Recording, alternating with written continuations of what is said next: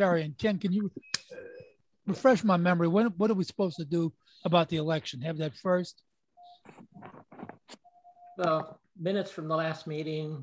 Then the election? And then I would say the election be after the reports and everything. Okay, all right. That's one sure if we had a particular place we had to put it. Okay, so I call the meeting to order. Let's get the minutes approved and out of the way. Has everybody seen the minutes, and does anybody have any questions or comments or corrections in the minutes? Nope. Then motion to accept them, somebody? So move. Somebody, all in favor? Aye. Okay, good. All right, so Ken, go ahead and give the treasurer's report. Okay, we started the month out with $16,404.72. We took in a total of $647, basically split mainly for dues and the school were the big things. We had a $10 donation. Then the expenses, the storage unit was $46. PayPal cost us $22.07. We bought the D-Star computer for $1,037.48. Our web address came due for $10.06. We refunded one student in the school $22. We had to pay for the backup website $29.95, and we paid the state commission's fee of $25. So an expense of, for the month, $1,192.56, left us $15,886.16. Okay. Do we have any new members this time? We have two new members. David Vine, WA1EAW, he's a general. And David Kleinhausen, if he's here, I probably mispronounced it, KO4RNT, and he is a general also. Okay. Can I have a motion to accept these people as members? Make the motion, we accept them. All in favor? Aye. Aye. Okay, congratulations, Dave. You are a member. Okay, so the next thing, I want to give a quick report. Ken can elaborate on this if you'd like. We understand that the storage fee has gone up. They increased the fee on us. And we were discussing it with the members of the board and came to a sort of decision or suggestion, at least, that we find a way to get rid of the storage. Because this thing was, well, what is it, Ken? It would cost us $80 a month now? It's over $80 a month, yeah. Yeah, well, where we were paying $45 before. I don't think we can justify that kind of expense anymore. The main thing we got involved here, there's some club records, many of which could probably be discarded, keeping the historical ones that have historical significance. And I think we're going to probably ask for a couple of people to, maybe Ken and some other people that are familiar with the history of the club, to go back and look at that stuff and figure out what we got to keep, and possibly donate those records to maybe the Virginia Historical Society or something to keep for us. It'd be nice if we can make digital copies of them before we give them away too. The other thing we got to deal with is the donated equipment that's in the storage facility.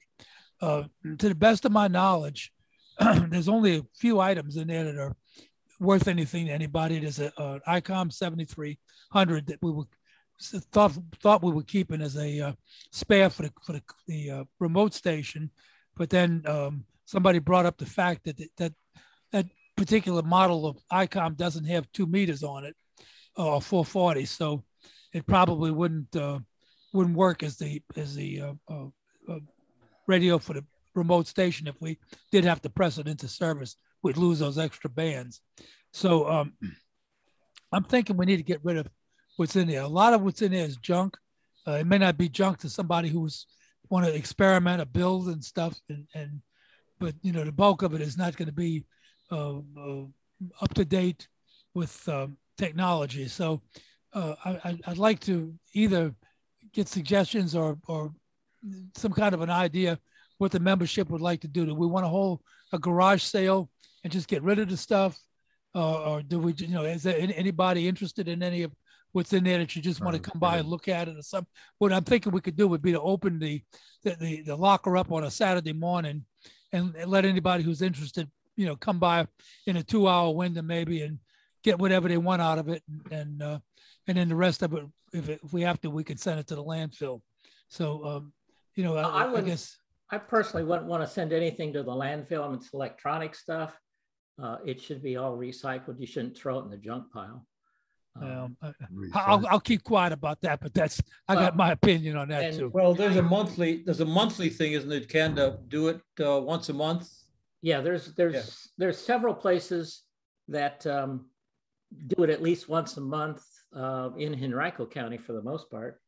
But one thing that I offered, and Bruce was offering to help, is I have space at my house to put everything that's in the storage garage right now, so that we have a place to put it, and we're guaranteed that we're not going to pay another month at a rather exorbitant fee. Bruce said he'd loan his truck and assist if we could get maybe another body this Sunday to move all that stuff to my house as a temporary until we can get it sold, define it as junk. We also got stuff at the church that I think most of that is probably, I think it's mostly junk, but then I haven't looked at it for at least 2 years. So as I say, just to guarantee that we don't have to pay an extra month waiting to get rid of that stuff, I offered, as I say, I checked with my wife. She's okay with it. We have a big enough space in the house that's easily accessible. If the club's okay with me bringing it to my house, or Bruce and me and somebody else helping at least. Ken? Yeah. I'll volunteer to recycle the 7,300. Or you could auction it. I think that would be a good way to raise some money. Yeah, I think auction it would be, you know, a reasonable thing to do with it. That's a good radio. And the other thing we can consider doing is the 6 meter. I don't know what the 6 meter tailgate is, but we can load up as much of that stuff as we can in the back of a couple of trucks and take it to the 6 meter tailgate thing. And whatever they take, and whatever they don't, we take the recycling. There you go. Amen. All right. Do you know when the 6 meter thing is, or have we missed it? 2 weeks ago.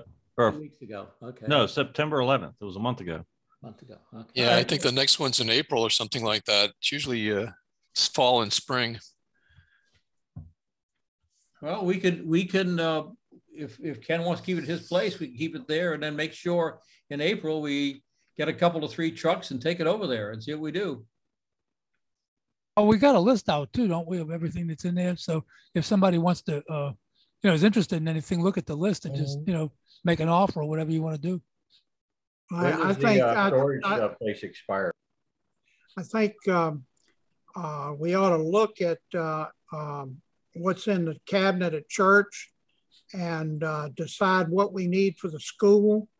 And if you want to keep 2 meter or HF, that's fine, but the rest of the junk, you ought to have enough room in that metal cabinet at church to put everything of value, I would think. Yeah, the Bofangs are going to have to go somewhere too after we through with the. Yeah, Bill, you asked a question. Yes, when does the storage space expire? I was wondering if we could have a weekend, we could just have an open house, people to come in and bid. End of the month, last day of the month is it, and I assume I have to tell them before that we're leaving. What about holding it next Saturday, maybe Saturday morning? Bill's got a good idea. That would save y'all having to truck a bunch of it. Yeah. Y'all want to do that? Everybody? Sounds anybody? good. All right, can I have, all right, so let's put this in the form of a motion. We want to get, the motion needs to read that we're going to be authorized to get rid of the storage locker, to take whatever we can't get rid of to Ken's house, to be sorted through and disposed of in that way, to hold a bid for the, a bid auction for the 7,300, and to open the storage locker next Saturday morning for, say, 2 hours for anybody that wants to look at anything that's in there. Is that? I'll second the motion. Okay. All right. All in favor? Aye. That's the 16th, right? Yeah. Yeah. Okay. Yeah. 16th at what time? I don't know what's good for you, Ken. I can be out there too, but I mean, whatever.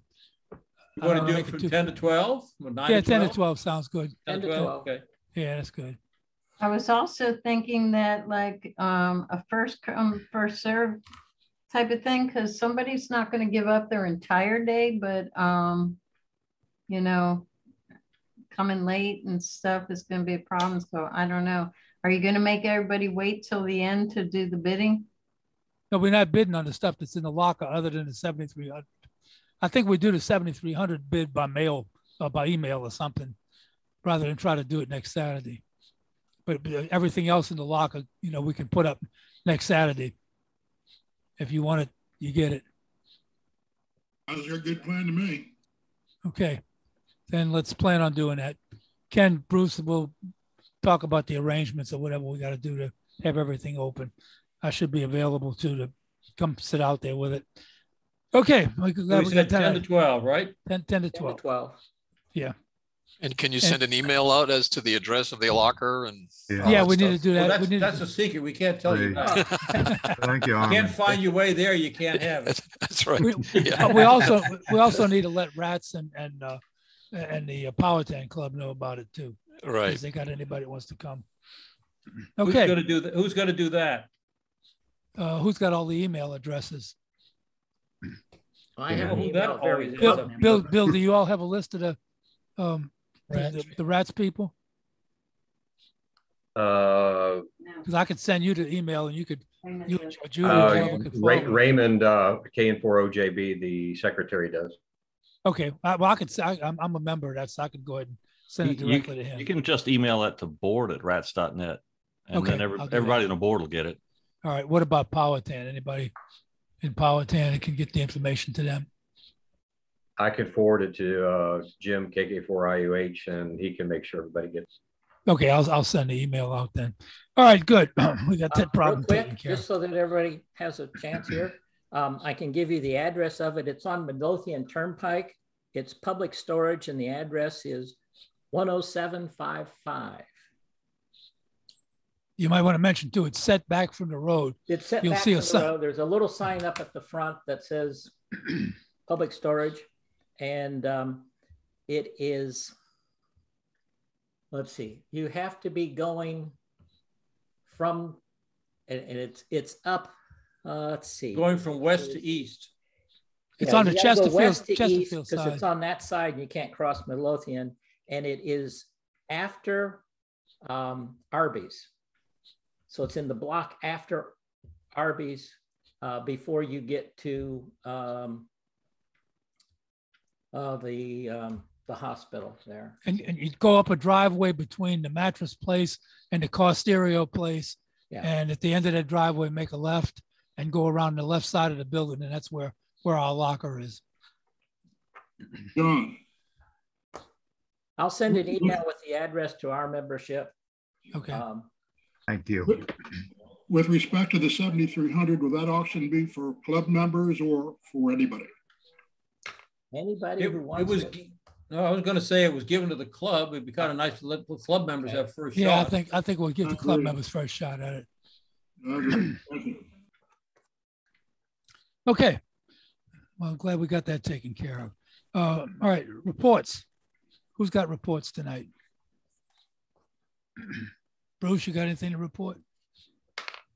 Well, school's going well. As always, I think in general and extra, we tend to have as many or more out-of-towners than we do people here, which says to me that when we go back to in-person, we're going to have to find a way of doing this hybrid. Because what I'm finding out is other clubs in other states don't provide general and extra classes. So they're coming to us to get the classes. So that's fine, but we got to get up our technology game here a little bit. So that's what that is about.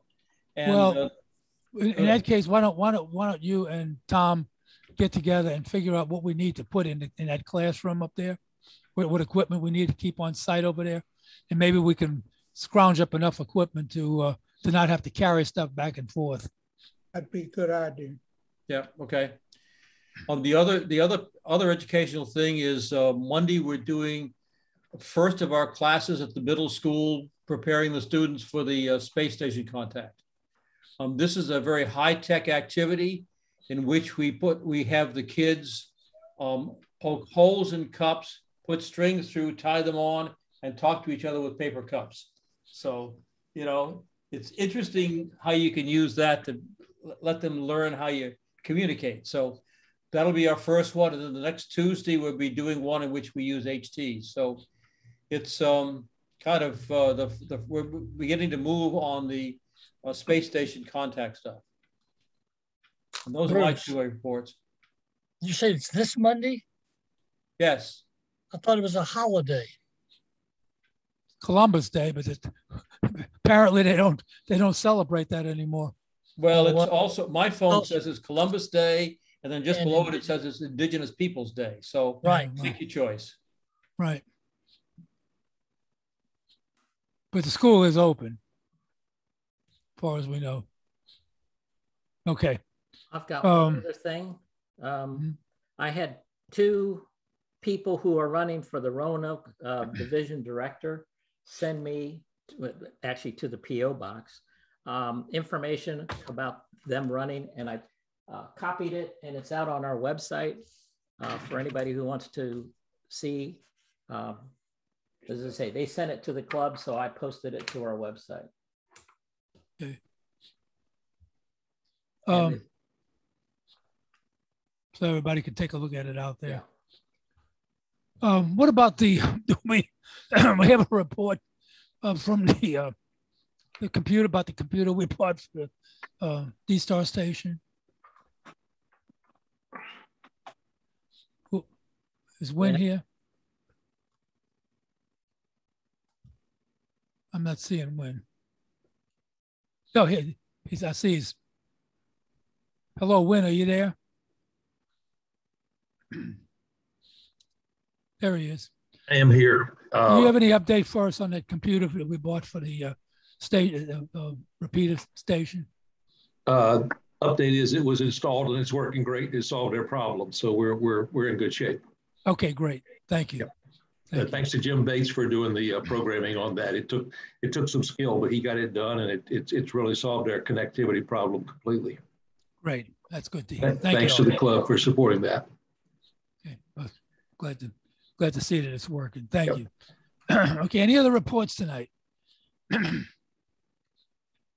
Okay. Well, if there's no more reports and any new business, anybody, excuse me, anybody have any show and tell tonight that they want to do? Then I guess we can go ahead to our part of the program, our educational part of the program. So let me go ahead and request that the business meeting, motion to close the business meeting. Oh, the elections. We got to vote. Oh, that's true. Thank you. Thank you. I knew there was something I was missing. Okay, Ken, I'm going to turn it over to you to handle the election business. Okay. In case you missed last meeting, the nomination committee nominated everybody who's currently in office to be in office again. That's the easiest way to say it. So for president is John, for vice president is Alan. Secretary is Dave Robinson. For treasurer is me. Past Robin. president. Well, the other two are the elected directors, which is Joey and Robin. They're running all unopposed. So I think we can get away with just saying, do you want to vote for the slate of officers? Yay or nay? So all those in favor of the officers as presented, say aye or raise your hand. Aye. Aye. Aye. All those opposed, say nay. So they're all re-elected. Congratulations, everybody. We'll continue to try to do our best to serve you all. All right, so now I think we finished the business meeting, right? Yes. Okay, so I'd like to get a motion to close the business meeting so we can go on to the presentation because we got a good one tonight. I so motion. Second. Second. All in favor? Aye. Aye. Good. Meeting's closed. Our guest or our presenter tonight is Ken Silverman. He's one of the people who's probably the most knowledgeable about vertical antennas. He's got multiple certificates. He's won for contesting with vertical antennas, and he's put together a presentation for us on how to use and install and utilize vertical antennas. So Kenny, if you're ready, I'll go ahead and turn it over to you. Great. Well, thanks for the introduction, John. And for those of you who don't know me, I just joined the club about a month ago, moved to Powhatan about 11 months ago. Came from Lynchburg. Before that, I've been all over the country, all over the world. I'll share my screen, and I have to apologize in advance. When I created the presentation on my contesting computer, the presentation was like 30 meg, and I'm now on my work computer, and it wouldn't allow the 30 meg file to go on my work computer. So I'm doing it in PDF, so I'll have to scroll rather than jump from slide to slide. Minor inconvenience, but let me go to share screen.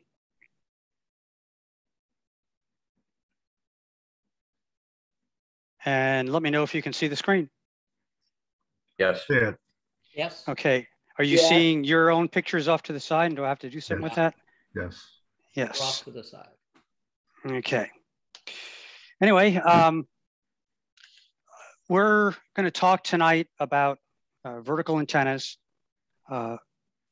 both installed at home over land, installed on sloping ground, and installed right by the water.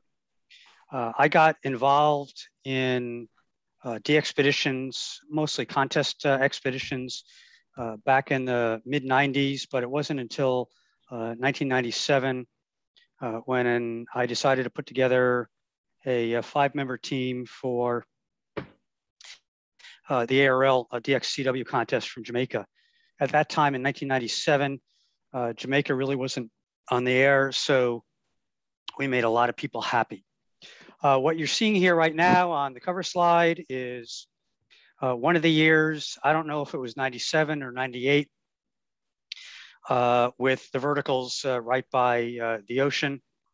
The ones that you're seeing up front are actually vertical dipoles rather than having radials underneath them. In most cases, basically from 40 through 10, everything was some form of vertical dipole when we did it by the water. For me, I've been a ham since 1974. Basically a total contester and mostly CW. I've led quite a number of contest expeditions. When I was single, I was doing maybe 2 a year. And these are groups of up to maybe 8 or 10 people. In 1998, we set, at the time, was the multi CW record in the CQ Worldwide CW, which is kind of like the biggest CW contest out there. And the multi is really one of the top prizes that you can get other than a single op. And so we kind of upset the contesting world with what we did.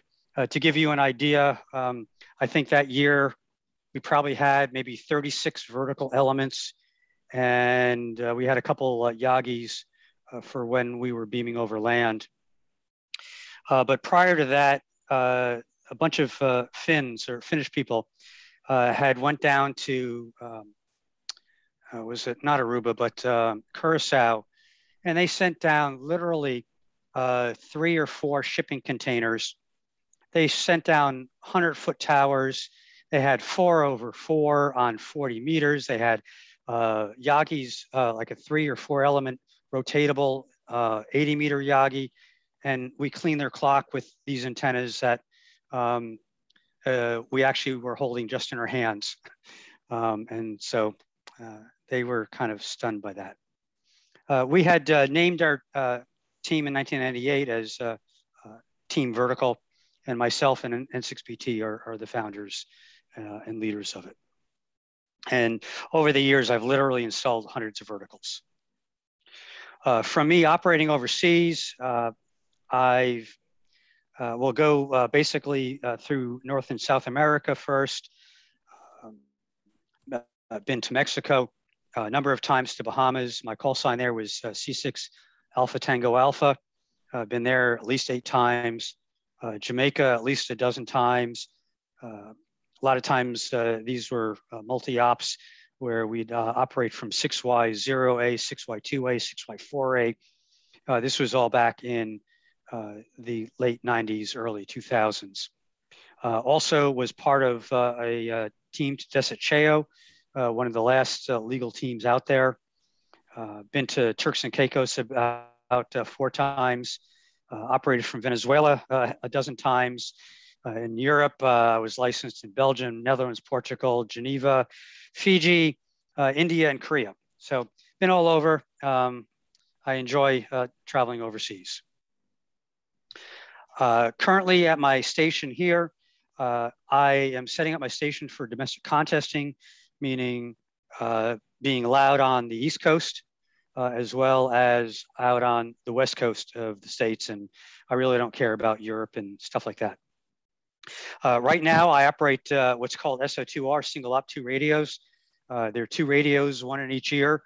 This is on CW and running interleaved CW contacts on each radio. On 160, I've got a 75-foot inverted L. Everything here is wire antennas in the trees. I'm on 6 acres of heavily wooded area. There's 60 radials that are 100 foot each. On 80 meters, I've got a 2-element wire Yagi at 70 feet pointed out west. I've got 40 meters an inverted V at 80. I've got a couple wire Yagis on 20 and 15 and a dipole on 10. And I've got beverage antennas, which are receive antennas for 160 and 80. They're 600 foot and 400 feet pointing to the main populations of Europe, the Caribbean, South America, and the United States. More antennas are coming as I continue to build out the property. Over the years, we've probably had 25 different people be different members of Team Vertical. If you scroll down this list, there's probably a lot of calls that you know and have worked yourself if you get on in contests. A lot of these guys are pretty diehard contesters. And all of the antennas were provided by my good friend and best man at my wedding, N6 Bravo Tango, Tom Schiller. Here's a couple, another screenshot of our first location down in Jamaica.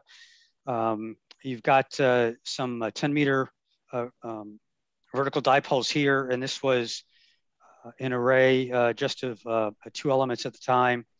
A little 6-meter, we ran 6-meter verticals here, and this was like the first time Jamaica had been operated or activated on 6 meters like in 20 years. So made a lot of people happy.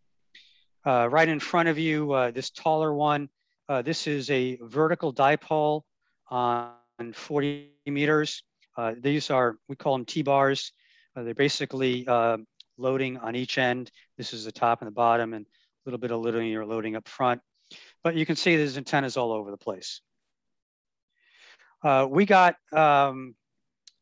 moved about a mile down the road on the north coast of Jamaica to what's called at the time was Casita Villa.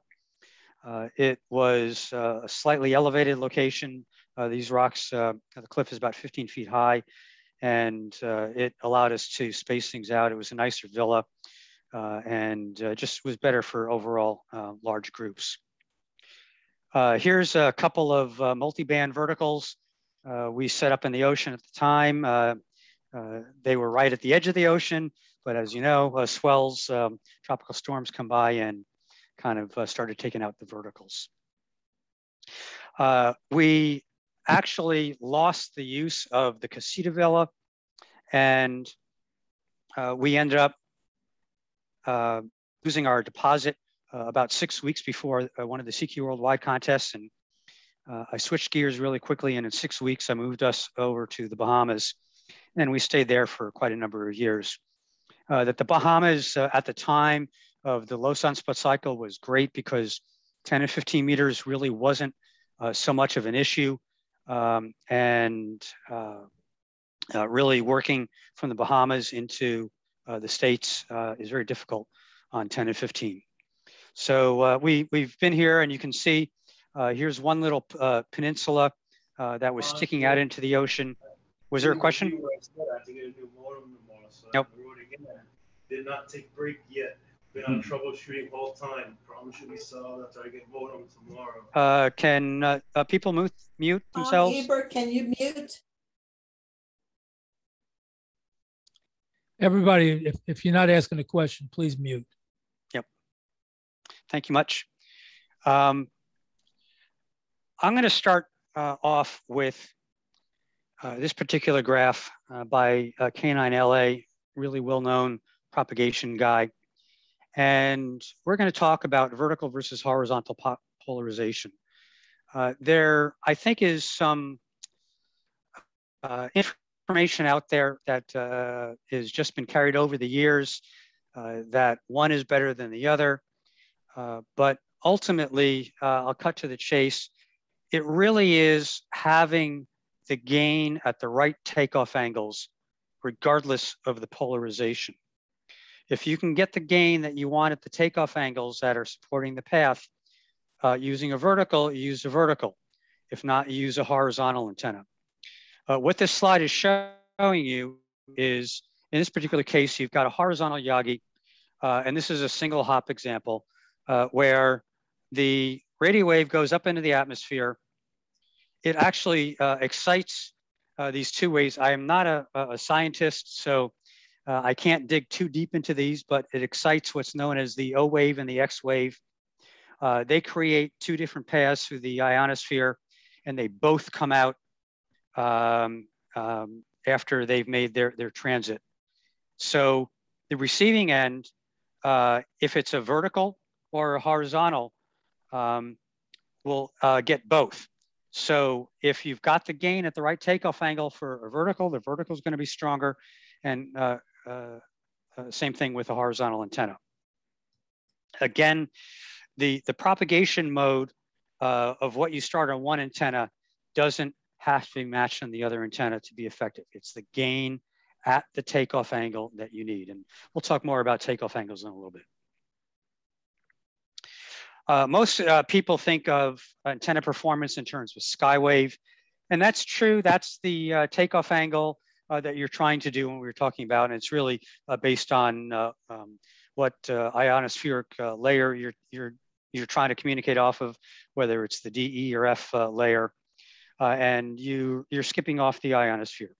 Well, when you're talking about vertical antennas, we are concerned about that, but we're actually concerned a lot more about the signal that's going below the horizon. And that's the signal that is bouncing off of the land or the water that's in front of it. And the issue here is the function of the radials. And a vertical, let's say you've got a standard quarter wave vertical. That's only one part of the antenna. The other half of the antenna are the radials.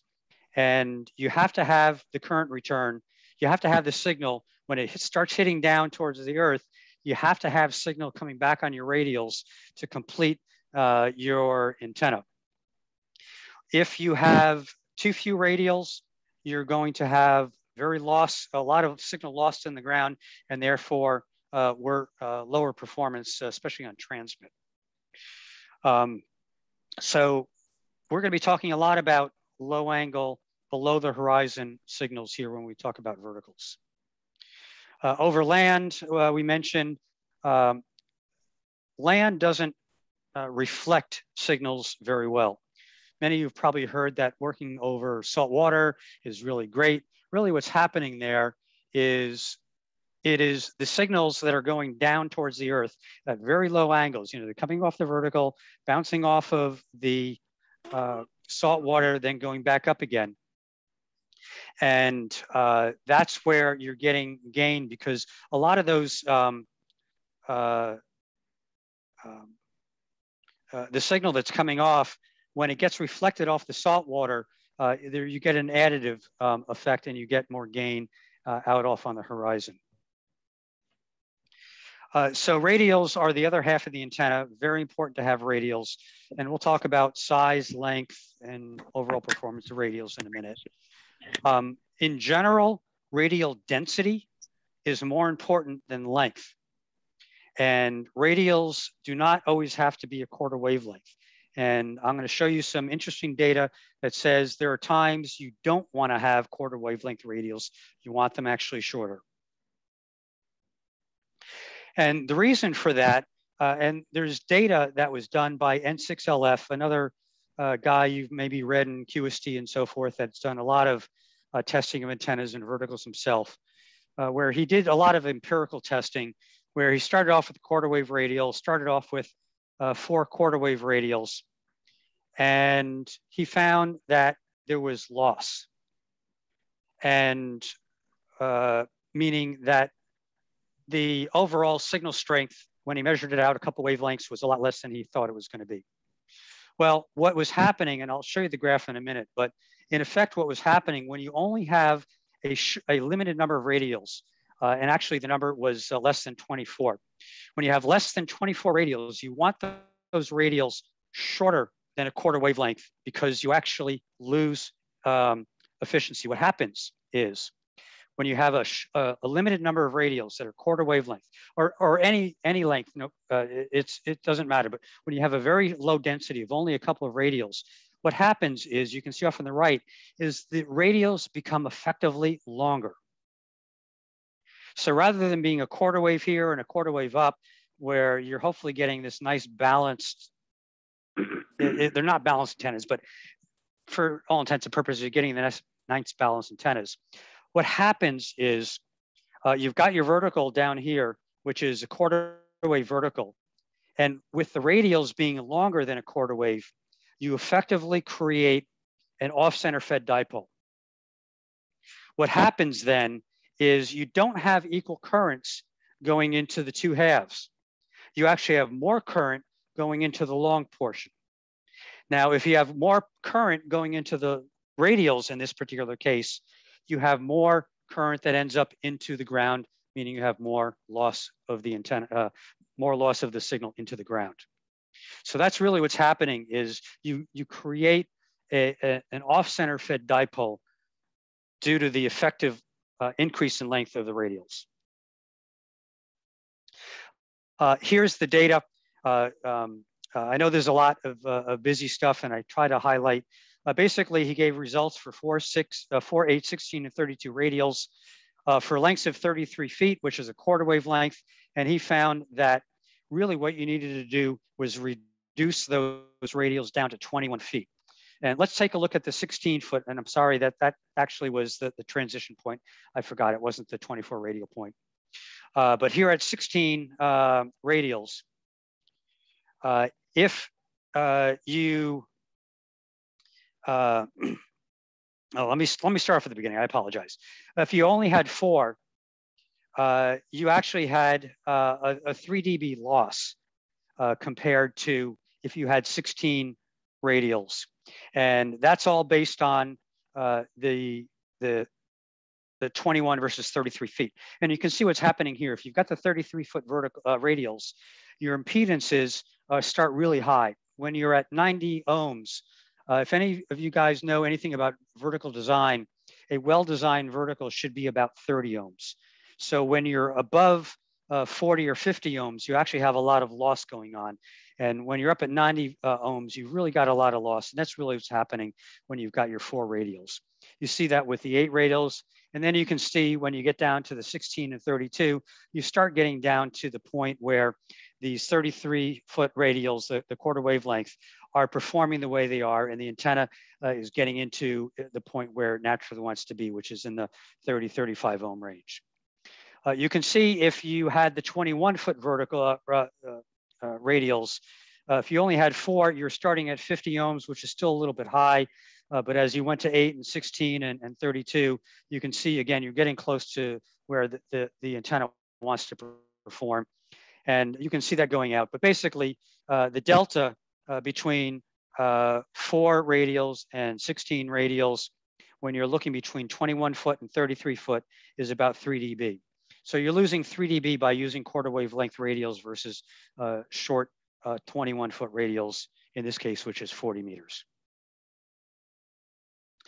Now, before I mentioned that the density of radials really tends to be more important than the length. And we saw the length can impact how the antenna is going to perform.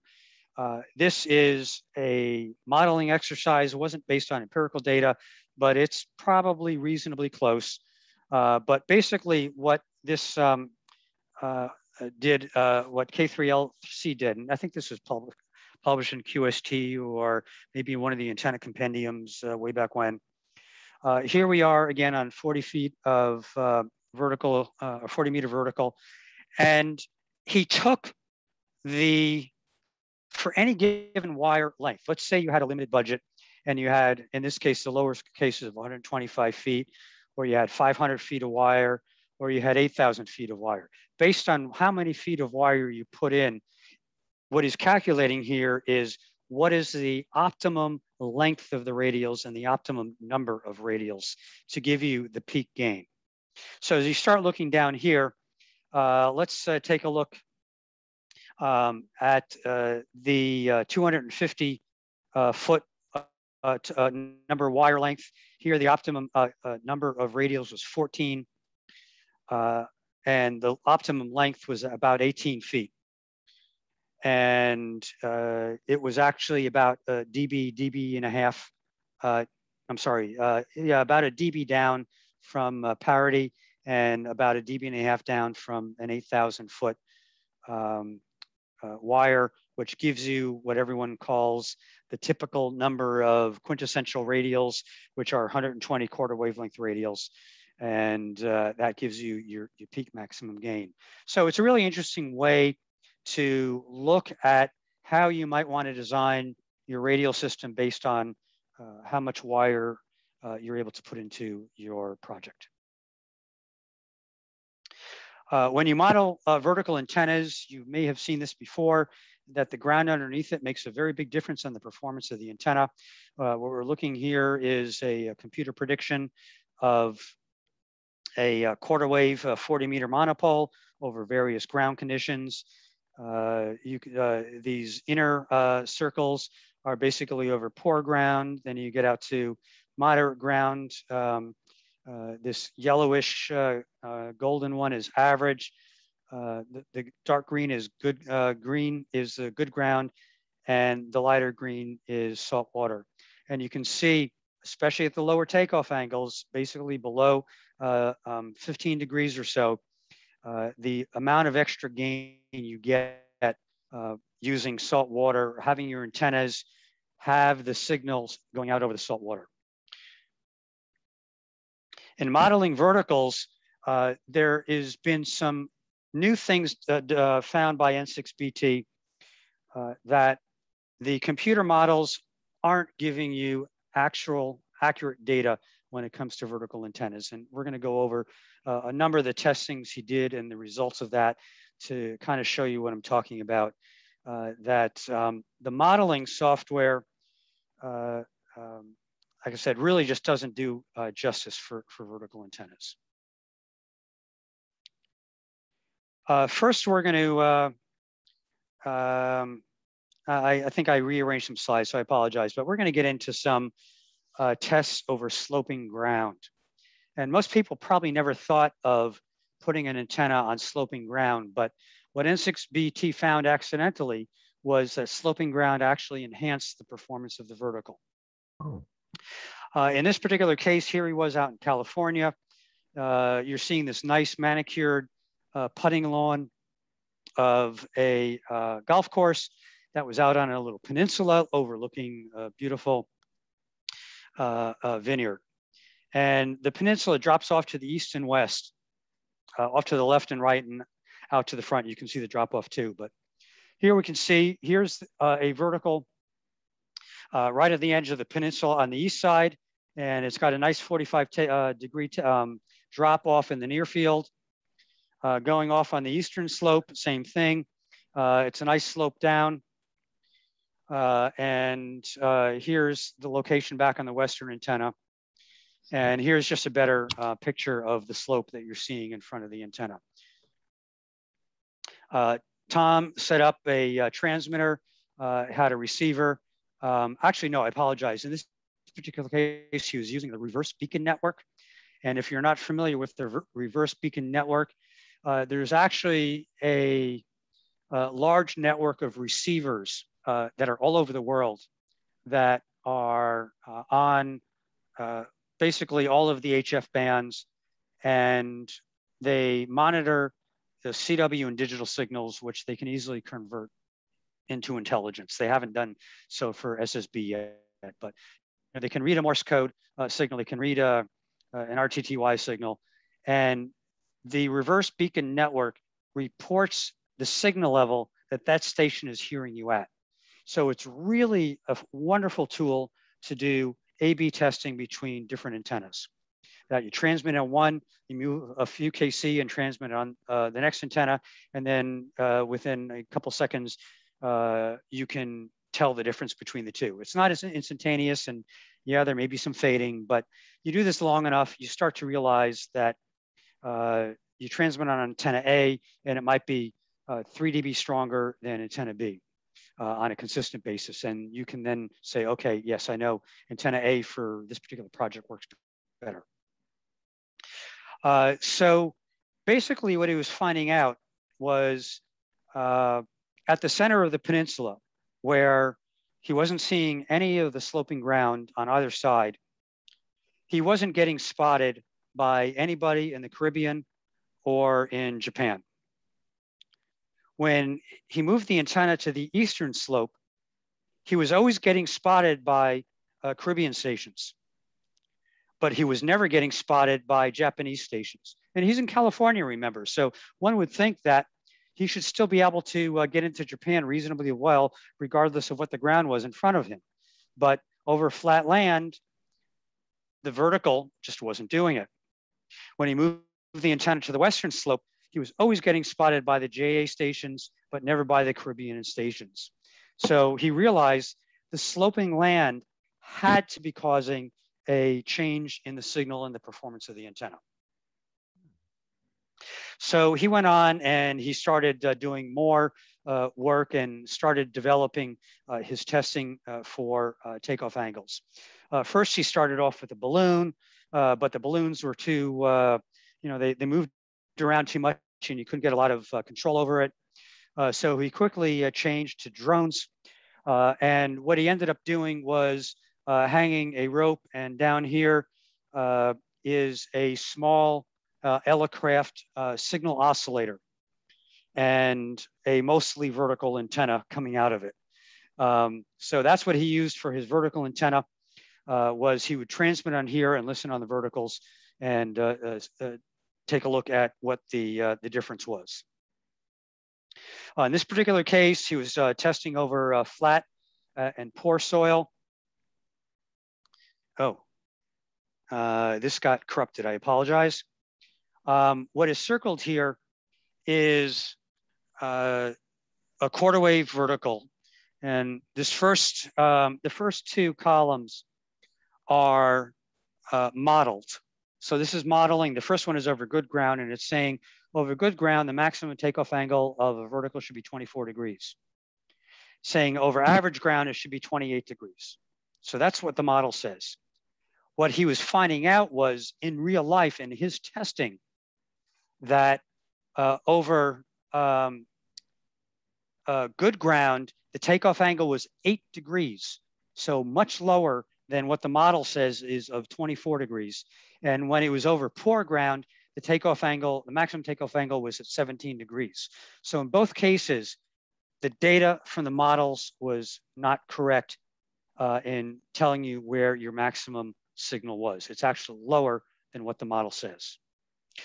You're not going to find this data out there in many places other than N6BT's presentations. He's given a number of them at the Visalia DX convention and a lot of other locations. He gives lots of presentations. But he is the only one who's done any kind of testing looking at these takeoff angles. And some of it has made it into, I think NCJ, National Contest Journal, had published some of this data, but it's still in limited distribution. But it's been repeated many a time, and the data is good. Here's some additional testing over sloping ground. You can see in this case, it was a significantly larger slope. And what he was finding here is, here's what he plotted out. He had his vertical over here. When we look here, we've got the horizon. And down here is the slope of the land that he had. So as we know before, he was listening on the vertical. He was transmitting on the drone and basically went down, which was below the horizon, basically right above the ground, and started going up. And this was a couple wavelengths out, so it wasn't near field to the antenna. And you can see the signal was nearly constant from below the horizon. I repeat, the signal was constant from below the horizon to well above the horizon. And that blew his mind, blew my mind. It's probably blowing your mind, because this is not what you've ever been told about vertical antennas. But this is actual empirical data taken. And it's only when you start getting up to about 27 degrees do you get that typical roll off, what you would probably see if you looked at the standard model that I showed you before, where at high takeoff angles, the vertical didn't have a whole lot of signal coming out. Really interesting results. Here is an overlay of, he ran this test at 25 megahertz. He had a dipole, it was an aluminum dipole, half wavelength up, versus his slightly loaded vertical dipole at 25 megahertz. When you're looking at here again is on the horizon, you've got your negative slope, which was 12 degree, which is a pretty big slope. And he ran his drone up and down and measured the signal between the dipole and the vertical. So the dipole is this pinkish, and I apologize if you guys can't see color well, but I'll trace the line for you. Here's your typical dipole, or this is what's actually being measured, the pattern. And then if any of you guys are familiar, when you start raising a horizontal antenna, the lobe starts to split, and that's what you're starting to see here. But then you've got the vertical, which he also tested. The vertical had more signal below the horizon than the dipole did. It was a little bit less at some lower takeoff angles.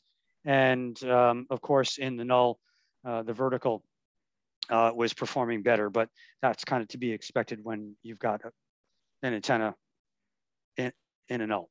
But basically, what we're showing here is the vertical versus the horizontal and how the two compare. And again, everything you've probably thought of or heard of or read of about verticals is going out the window. In this particular case, I apologize for going back and forth. I lost my track. This is over poor flat ground. So it's basically the same test. And in this case, remember it's flat ground. And we can see here half-wave dipole versus vertical. The vertical has more energy at lower takeoff angles than the dipole does. Up to finding out this data, my basic personal words of wisdom was, if you over land, always put up a horizontal. If you over water, always put up a vertical. But this kind of changed things a little bit. So as you can see, things are, again, not as we've been told. Now we're going to talk a little bit about verticals over salt water and the success of what we call team vertical, and really finding the location for vertical antennas is the prime consideration. When your signal is going towards the water, you get the benefits of the salt water, and we'll talk about what those benefits are in a minute. When you have the same vertical antenna with the path going over ground or sand or whatever, you have your typical vertical that doesn't transmit well over poor ground. So on one side, you've got a super antenna, and on the other side, you have your vertical that everyone says doesn't work well. So choosing a location is really, really critical. In this case, this is a location down in the Bahamas. You've got this nice arc. In this case, it was pointing out to North America, Europe, and Japan. These front two antennas were a 2-element 20-meter vertical antenna. And these two over here, even though they're not perfectly straight, which doesn't matter, it's 2-element 40 going out over the ocean. And when I look for locations, I always look for locations where there aren't any tourists, meaning that there's rock. Tourists don't want to go and rent a villa or a hotel that's on rock. They want to be on the beach. So when you've got 30 and ultimately, I think we were up to almost 50 vertical elements, you don't want a whole lot of people walking around through the vertical elements. In all of my research, and all my friends know me as a really detailed researcher, and that's really how a lot of all of this antenna work came about. How the world records came about was matching the antenna to the takeoff angle, matching the antenna to the ground that you had. There were very few locations for large scale multi 10 through 160 meter operations that have essentially east-west coastline, meaning you can get a water path over Europe, North America, Japan, Africa, and Oceania, which in a contest, that's all the good stuff. Other than that, you're towards South America, and there aren't many stations active there, so you work 1 or 2 per country, get your mults, and you really don't worry about the total raw number of QSOs coming from that location. So basically, there are very few locations in the Caribbean that have this east-west shoreline that's rocky, and that's in the Bahamas, that's in Jamaica, Little Cayman, Venezuela. And you saw that I was down in Venezuela a number of times, which is way too dangerous to go to right now. And there's a couple places in, actually it's the Grenadine Islands of J8. Here's the second villa in Jamaica called the Casita Villa. Here is 160 meter vertical. It's about 65 feet, and it had linear loading.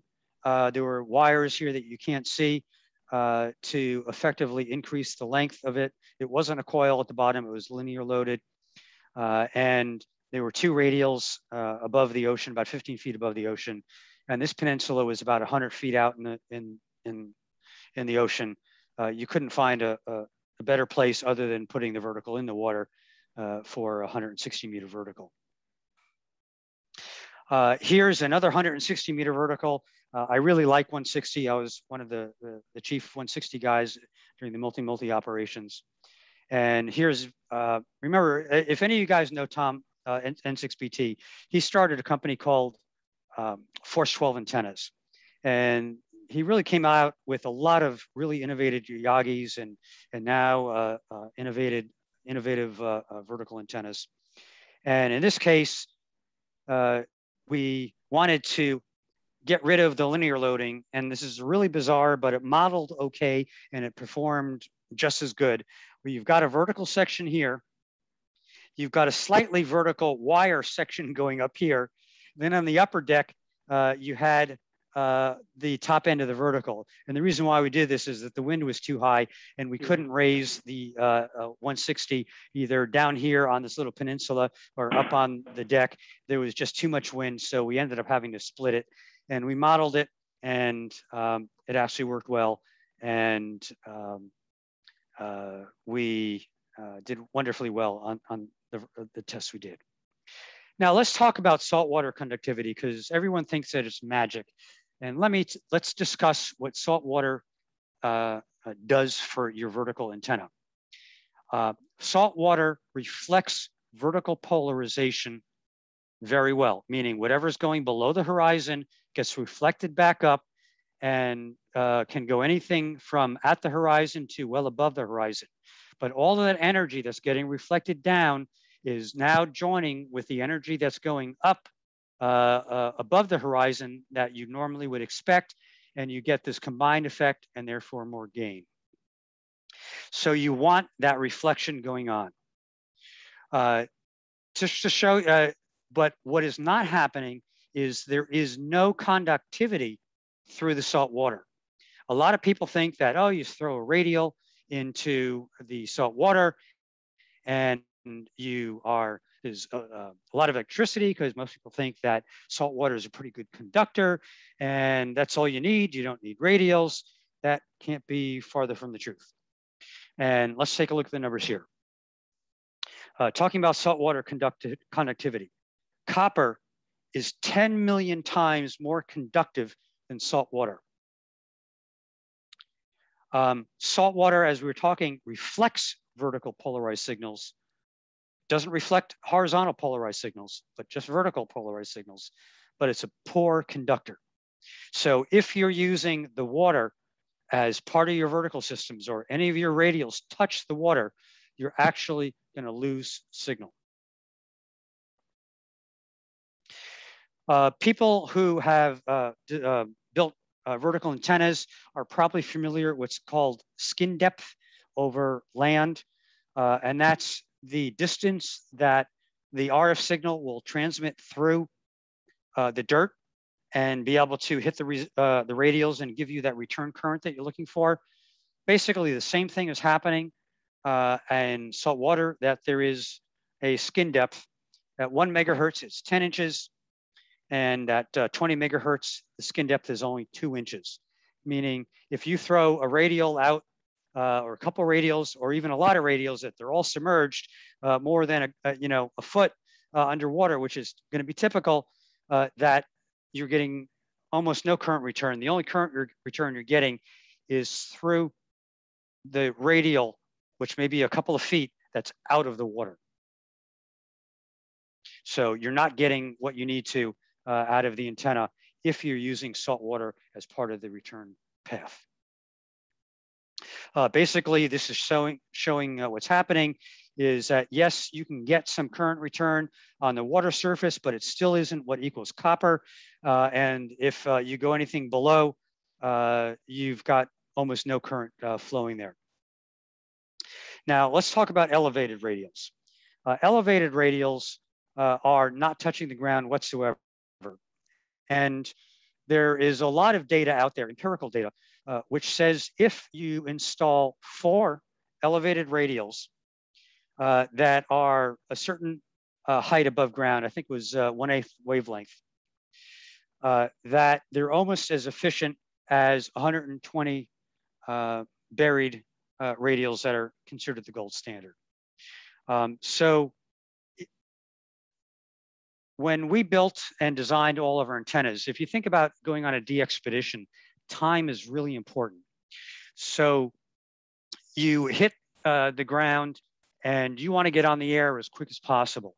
So whatever you can do to minimize the time, but still keep up your efficiency almost as best as possible is really something that you want to do.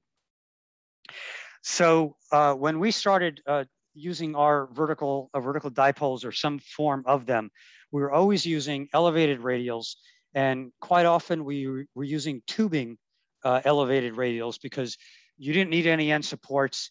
It just clamped together really quickly and you're on the air in a much shorter time than if you had to roll out wire that gets tangled on the ground and so forth. So, but here we are, we've got a vertical antenna. It's above salt water. The radials are above salt water and are not connected to the submerged base that's going under the water. So the vertical antenna is completely independent of the water. So it's not grounded, quote unquote, to water. And what you have here is you've got your efficient return of current. It's really, you know, about as best as you can get. The difference between having only 2 elevated radials versus 4 elevated radials was a couple of tenths of dB. And when you've got your vertical antenna, in this case over salt water, you've maximized your signal that way, losing a quarter dB to get this antenna up in minutes versus hours is really a benefit when you're on de-expeditions. Now here's an example where there's actually a very well-known de-expeditioner who's probably giving you 160 or 80 meters on a lot of new bands. He did a lot of Pacific de-expeditions where he goes out, he's got a vertical antenna, and he's using the submerged base to ground his antenna, to be his radios, to be his current return.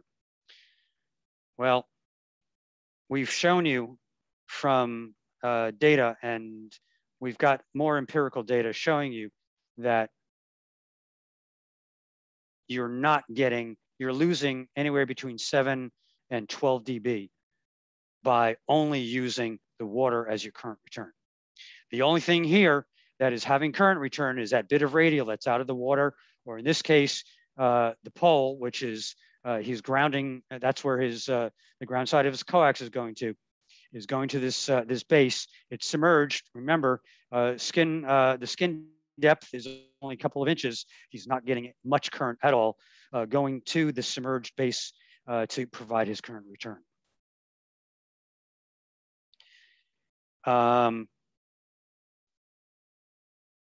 Basically, here is N6BT's empirical data where he did just that, where he went out and put a quarter wave vertical just using the base as a ground.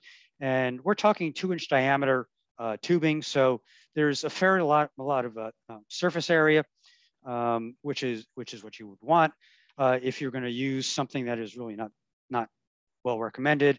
And in this case, he's got the 2-element, the 2 radials that are not grounded to base. And so here, empirical testing says grounded to base and only using the base for your current return and your radials versus completely independent of the water was almost 8 dB difference. That's a lot of signal.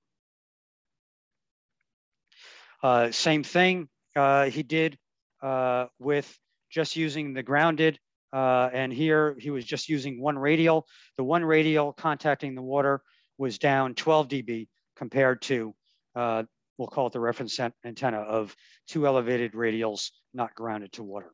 So 8 to 12 dB of loss, depending on, if you're using the water as your current return. And I know I'm jumping around in time, but I apologize that, I apologize. Way back when we first started developing Team Vertical, we had also done some testing. This is over San Francisco Bay. This is all salt water. What you're seeing here is actually a very short vertical dipole. Here's your center feed point. The coax is being supported over here. And what you've got is basically a 1-turn coil on each end. It's not a full circle. It's kind of like, you see them on VHF antennas. You've got this one loop where it's using as to stop current going on your coax. It's very similar in physical construction to that, but basically what it's doing is giving you end loading on each of the dipoles. And what we started doing was we started taking this antenna, which right now, this was on a seawall. This grass is all in salt water. So there's a couple of feet of salt water there. So right at the edge of salt water, going 17 miles across the bay to a station that was up on the hillside a little bit, maybe about 1 degree takeoff angle up. When you're right at the boundary of water, you get, we're calling reference.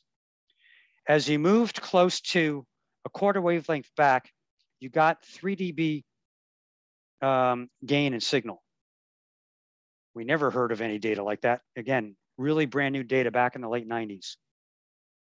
When you went back a quarter wavelength, I'm sorry, yeah, a half wavelength, you lost 2 dB. When you went down to back to a 3/4 wavelength from the edge, you were up 2 dB, and we ran out of space for testing. But this was really some interesting data saying that the distance of your vertical over water, and I know I'm talking about a lot of stuff over land, but we'll get to, I mean, over water, but we'll continue back going over the land data in a minute. It really makes a difference. But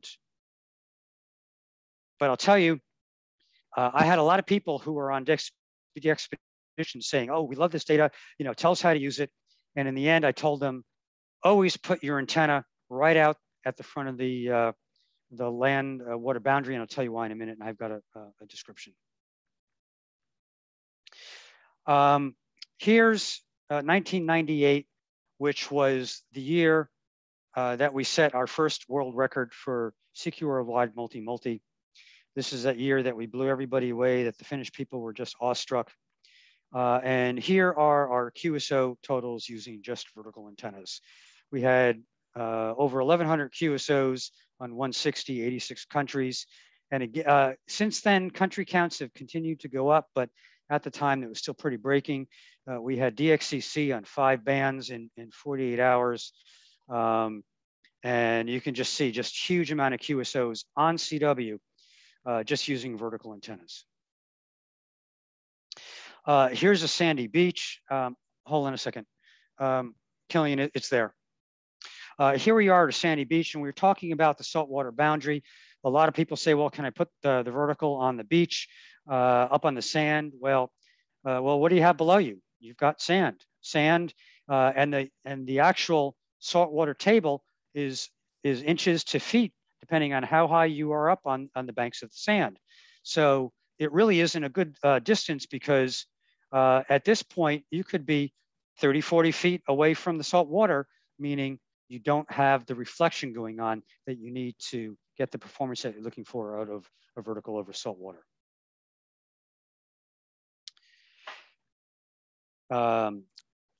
Here we are talking about the salt water and the low takeoff angle and the cumulative effect that occurs for anything that's going below the horizon.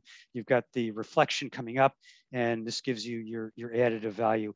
And most of this is happening too at very low takeoff angles.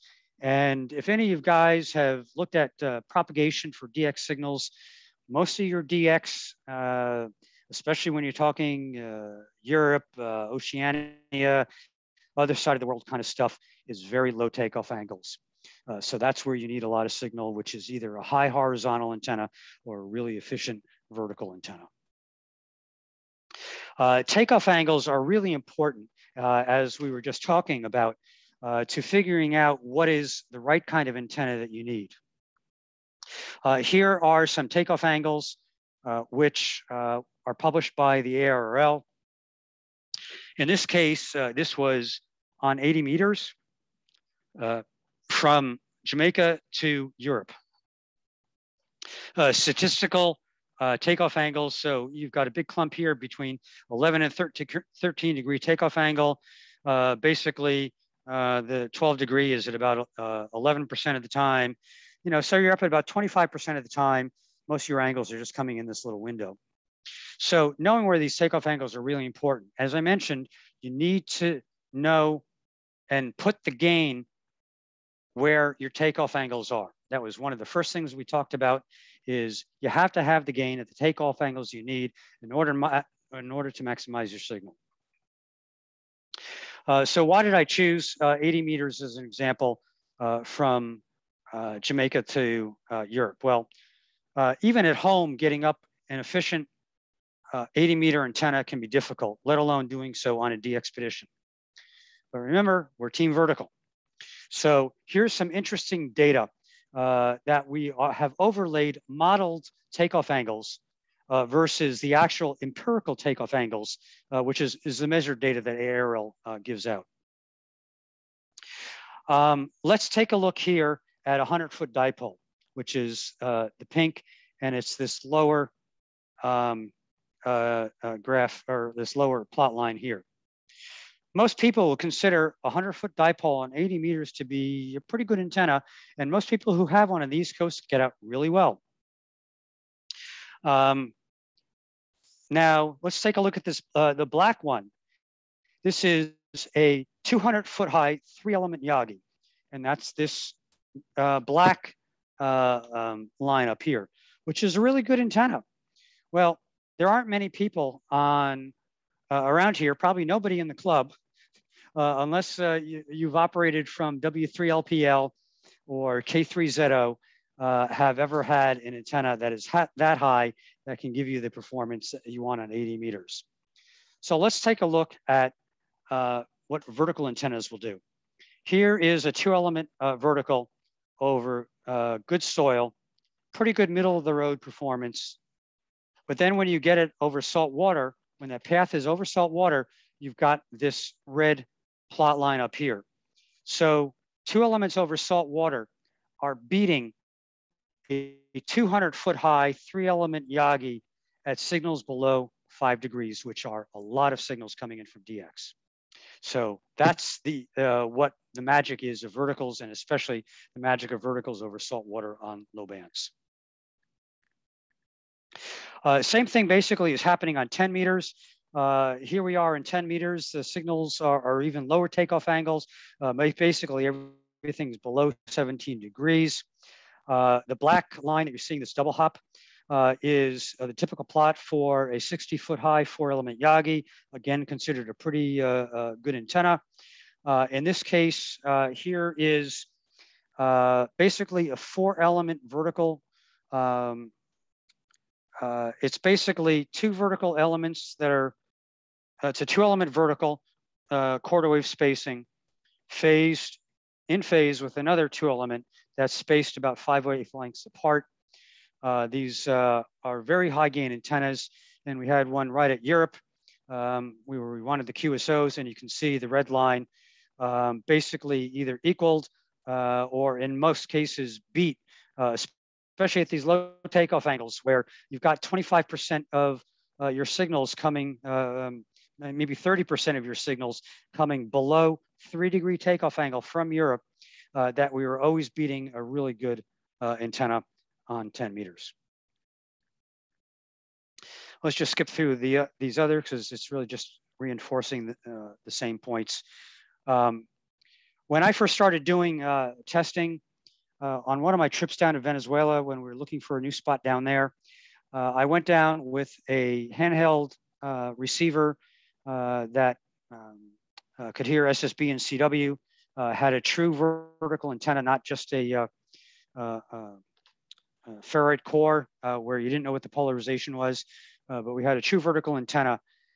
And as I started walking towards the beach, it was just amazing to hear, you had a bunch of signals on the band where you're high up on the sand, completely different animal, completely different band as you got close to the salt water. You could hear the signals getting stronger as you started walking closer to the salt water. Really, unfortunately, this was before smartphones, and I had never recorded this, but one of these days when I go on a trip, I'm going to need to do this because it's just amazing to hear the difference. We were talking about why would I not put a vertical that's 1/4 wavelength back from the salt water to get that extra 3 dB of gain, a lot of good gain. And here's a diagram showing you why. If you are right at the land water boundary, you have many more azimuths going over salt water, meaning you get a lot of more high gain performance over salt water. Now, if you started putting it back over salt water, if you remember before, as you go back, you are losing the advantages of the salt water because you've now got land path and you're getting absorption of your signal into the ground. And therefore, when you don't have an azimuth that you're trying to work, that if it's not over salt water and it's over land, you're not going to perform as well. And as you can see here, your area of performance that is high performance shrinks dramatically as you start bringing your reflect or your vertical away from the beach. Going back to one of those earlier positions or slides, here's at 2 element 20 facing USGA down from C6. Here's 40 meters right behind it. This was a nice arc. And this is the only time in the 30 some odd trips I've ever done that I've ever put a vertical a quarter wavelength back to get that 3 dB enhancement because I had this nice perfect arc where I was able to get a quarter wavelength back exactly on 20 and a quarter wavelength back exactly on 40 meters through through Oceania, JA, and the USA. And I was able to get that 3 dB enhancement. And the land-water boundary was fixed because of this little, the iron shore is limestone. And the only time I ever used verticals at a quarter wavelength back.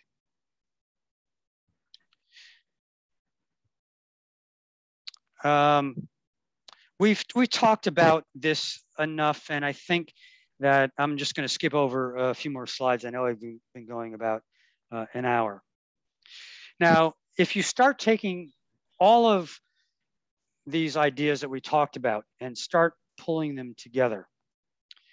Oh, one thing which I really didn't do, and I apologize, was I didn't talk about elevated feed points of vertical antennas. If you have a vertical dipole, and let's say the end of that vertical dipole is, 5 feet above the ground, that's fine.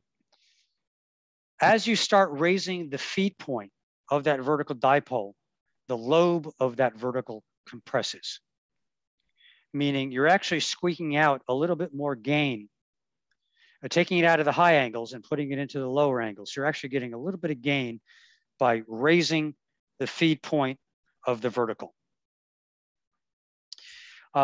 In one of our locations in the Bahamas, we were up 50 feet on a ledge of big sand dune that was 50 feet up, dropped down very quickly. So we had an elevated feed point. We had elevated radials.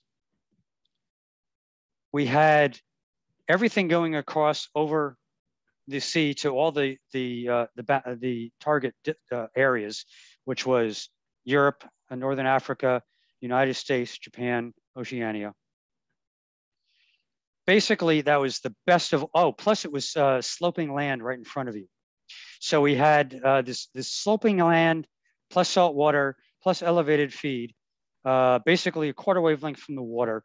It was about the best performing antenna we could have ever put up. We didn't think of it at the time because some of this data that I'm telling you came about after we had placed this antenna. But at this location, N6BT set the 160 meter CW record for QRP from the Bahamas in the CQ Worldwide World. So it's 160 QRP.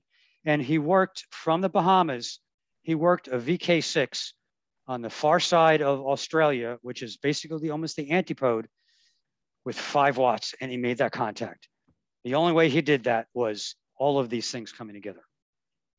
So every little bit that we've been talking about, every little bit of advantage of either sloping land, if you happen to have it, of the right number of radials, the right length of the radials, the elevated feed point, the sloping land if you were fortunate, and salt water if you're super fortunate and go on an expedition. You really, it goes from being this old wives' tale of a vertical radiates poorly in all directions to a phenomenally world competitive, literally world competitive antenna. I'm going to talk a little about impedance matching. I just added these slides yesterday, threw them in. We talked before about a well-designed quarter wave vertical should typically be between 25, 30 ohms. Once you start getting to 35 ohms, you're probably getting a little bit of loss in your system, but probably not bad. When you get to physically short verticals, let's say you want on 160, prime example, there aren't a whole lot of people that can put up 120-foot vertical to give you a quarter wavelength. So physically short vertical, the impedance is even lower, may go down into the single digits. So you really have a hard time matching the coax to the antenna. You're gonna have an impedance bump mismatch between, let's call it 20 ohms and 50 ohms. So in most cases, the most common thing to do is put a balun or a transformer there to step up the impedance from your 25, 30 ohms up to 50 ohms. Or what I use, and N6BT uses, and a lot of people who have learned from Team Vertical use a hairpin coil. A hairpin is an impedance matching device, and you've probably seen them on many of your monoband antennas that you might have up. They're really used quite heavily because a typical monoband Yagi, they are tweaking for maximum gain. When you get maximum gain, I mean, it's a balance of gain and front to back and so forth. But when you're trying to tweak out maximum gain, your impedance goes low, meaning you have to transform that signal to get a good match to 50 ohms. And you'll see a wire, which almost looks like it's a short across the feed point, but that wire that goes out and back, that is a hairpin. And basically what a hairpin coil is, it's doing the same thing, but it's a woven coil. And here's a really crude diagram of it. And this is the feed point method that I have for my 160. I've got 60 radials, not 4, but basically I've got an inverted L. There's a hairpin coil going between the vertical, the hot side, and then the radials. And then I've got a choke. If you haven't heard about chokes, maybe other names of them go by antenna. I can't think of the name. Can someone help me out? Not resonators, but there's someone that sells it that they're decouplers or something. So what you don't want is you don't want signal going on your coax. And what these chokes will do is stop any current going on to your transmission line, and that will actually also lower your noise floor. These chokes, K9YC, a guy out in the Northern California Contest Club, really a very smart engineer. I guess I got a little feedback going. But anyway, here's what those chokes look like. On the left, it's actually one made out of THHN wire. And if you look up K9YC chokes, he has what he calls a cookbook. And the 2018 is the best one out right now. And it's amazing what these will do in terms of giving you peak performance of your antenna, because you don't want any signal going on your coax, and lowering noise because you pick up noise because the coax becomes part of the antenna when you've got radiation on it. Off on the right is another one made out of coax called RG14, which is different than LMR 14. I'm sorry, LMR 400. RG 14 is Teflon insulated narrow diameter coax that can take full power, no problem. Anyway, we've obviously learned a lot of things, little tips, other than some of these real main things that we were talking about, performance and how to maximize your vertical performance. And here are some little tips that we picked up. If you ever happen to go on a de-expedition, you've got your antennas right by saltwater, do not use ceramic insulators. Yes, I know that you've probably been told that ceramic insulators are the best thing, but they're not. First off, they're heavy. At one point, when we were up at the, before I switched away from ceramic insulators, I was carrying 35 pounds of ceramic insulators to support all of these vertical antennas. If you think about it, you tie the rope to the vertical, you've got 3 guy ropes, you need 3 insulators. If it's a tall enough antenna, you're guying it at 2 levels. So you now have 6 insulators. If you have linear loading, you've got to pull out the linear loading with insulators. We had so many insulators. Carrying a suitcase full of insulators really was not my idea of a good time. So by happenstance, we happened to find, what was happening, and the reason why I'm saying don't use them, is if saltwater spray gets on these insulators and you've got a high voltage point, basically at the top end of an 80-meter radial, 80-meter vertical, for example, top end of any vertical, really high voltage point, and you've got this fairly conductive gook that is coating your insulator, it's going to arc. And boy, did they arc. We had verticals falling down because they'd arc, they'd fry the rope, and the antenna would fall down. So what we ended up doing was using tie wraps. And we took the tie wraps and made them into a loop. So you had a nice loop. We actually used 2 of them. So in case one loop broke, the other loop was there to support it. No problem running 1500 watts on high voltage points. And frankly, any field day that I've ever gone on, any other temporary antenna that I've ever gone in, that's what I always use is I always use tie wraps in a loop formation to be my insulators. On the right-hand side, you're seeing a red stripe beer used as one of the insulators. And yes, we went through many different bottles of beer and soda pop to figure out what didn't arc. And it was the only red stripe. It was the only red stripe glass, for whatever reason, would not arc. Any other glass, Coke bottles, whatever, would end up arcing.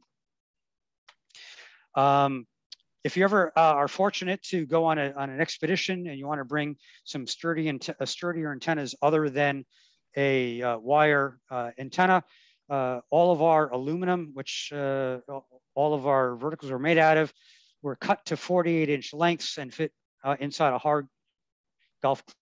hard-sided golf club carrier. Most customs just wave you through. It's very common for people to go golfing in a lot of these places, and really great way to transport your antennas. I always leave notes inside my luggage to TSA because if you've ever packed your own luggage with some radio equipment, you've probably got it very tightly packed, and so nothing breaks and whatever, and send a little nice note to TSA. And usually everything gets packed up well. For the ones that I haven't, they got packed up and we had rigs break, and because they didn't put the foam packing on correctly. So nice little note to TSA always helps. And if you ever have horizontal radials, which are independent from ground, don't wear shorts. Because if your legs touch them, you're going to get arced, especially at night when you're trying to walk around this radial field of 30, 40 some odd verticals with elevated radials. We have many RF burns on our legs from touching the radials. So anyway, also always got to watch out for critters. Here was the location in the Bahamas. Somehow inside our villa, well, we tended to rent villas basically it's a house. It's nothing. It's not extravagant. These were $200 a night places where you had 3 bedrooms and you could sleep, 3, 4, 5 people, way cheaper than motels, much nicer. You're away from the crowds and so forth. But yeah, we had this guy somehow climb up onto the coffee table. So anyway, in conclusion, was computer models for dipoles work over flat ground and sloping ground. But for vertical antennas, the data that you're seeing out of models has not been updated based on the fairly recent empirical data that we're now seeing.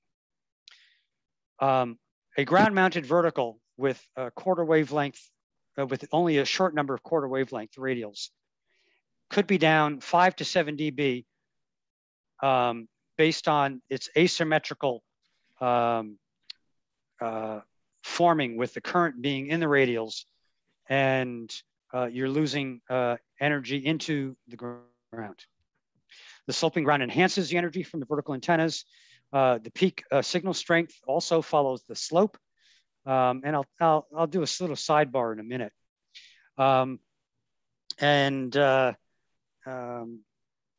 Basically, it's really just the difference between modeled vertical antennas is really different from what the actual performance was. Some other conclusions, really, this is just a reiteration. We were talking before about modeling verticals over actual poor ground, where the model said 23 degrees, but actually the takeoff angle was 13 degrees.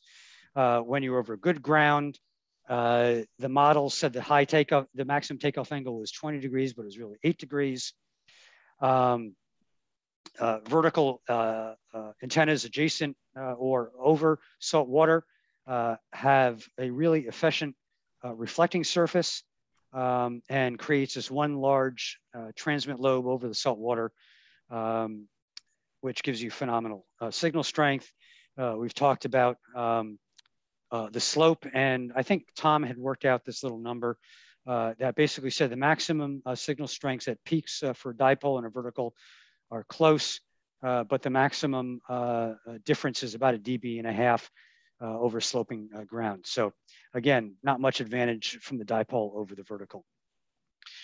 So basically, in our opinion, many of the old ideas and verticals we read about or read about for decades are just incorrect. And the data that Tom keeps on producing just keeps on reaffirming everything in many ways that he's doing. So anyway, that's pulling together 20 some odd years of learnings, of tips, stories, so showing you some neat pictures of antennas and so forth, and hopefully you enjoyed and learned something out of the presentation. Thank you, Kenny. That was great. Any questions, anybody? None, but thank you, Kenny, very much. It'll give me food for the 6 and 10 meter nets. How about that? Oh, okay. John, before the meeting started, you were talking about next month's meeting. Could you repeat that? Yeah, next month we will have an in-person meeting, unless something really goes haywire between now and then. We'll be meeting back again at the Bon Air Methodist Church, where we originally used to meet. We'll also have the meeting on Zoom. We'll have some facility there to conduct a Zoom meeting for those of you who don't want to or can't come to the in-person meeting. But we will be meeting in person next month. Can I ask a quick question? Sure. Kenny, are you available to do this for other clubs?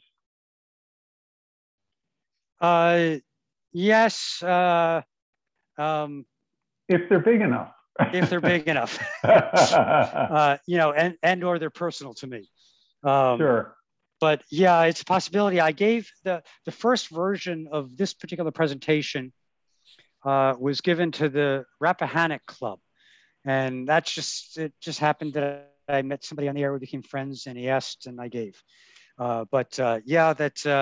there'd be cases that I'd be willing to give this presentation again. Okay, but N6BT does it routinely because he sells antennas, but does he do it in his depth as you do?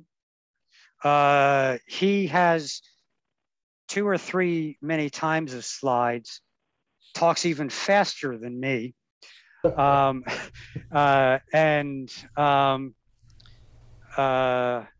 has way more data than what I did. That I tried to bring together really the more critical data. He talks a lot about stories about the development of antennas and so forth. But to let you know, Tom had major heart surgery about a month and a half ago. Okay. So he's laid out. And frankly, okay. He's not taking any more, just for anybody who's interested, he's not taking any more antenna orders, that he's scaling down and may end up selling his business. Okay, just one final comment. This is, bar none, the best presentation, and I've been in a number of the ARRL Learning Network things. I do these a lot. That's one of the reasons why I joined the Richmond Club, even though I'm living in Aiken, South Carolina. And discovering gems like you makes it all worthwhile. So thank you very much. Oh, well, thank you for the kind words. Kenny, we appreciate you stepping up and doing this tonight. I know it was short notice and when we first talked, but it was well worth it. Thank you. Thank you. My pleasure. Thank you, Kenny. Okay. Very good presentation. Thank you. Thank you. Thanks, Ken. All right. Well, I guess we'll go ahead and close the session. Business meetings already closed. So if you all want to hang around a minute and talk or whatever, but officially we're done for the night. So thank everybody for showing up and appreciate your participation.